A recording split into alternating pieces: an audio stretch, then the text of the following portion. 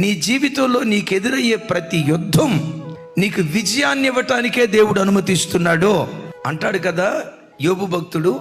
నరుల కాలము భూమి మీద యుద్ధ కాలం అంటే కాలం కాదా అంటాడు. దావీదుని హీరో చేసింది అతని మీదకి వచ్చిన పెద్ద శత్రువే. యోసేపును గొప్పవాడిగా నిలవబెట్టింది అతని మీదకి వచ్చిన శోధన పోతీఫర్ భార్యే. నేనంట నీ సాక్ష్యం ఎప్పుడు గొప్పగా ఉంటుందో తెలుసా?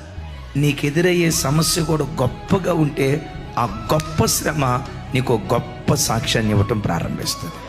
ఏ రోగమనే శత్రువు నీ నేలుబడి చేస్తుందో, ఏ అసమాధానమనే శత్రువు ఏలుబడి చేస్తుందో, ఏ ఆర్థిక ఇబ్బంది అనే శత్రువు నీ నేలుబడి చేస్తుందో, ఏ సాతాను పదే పదే నిన్ను తరుముతున్నాడో విశ్వసించు.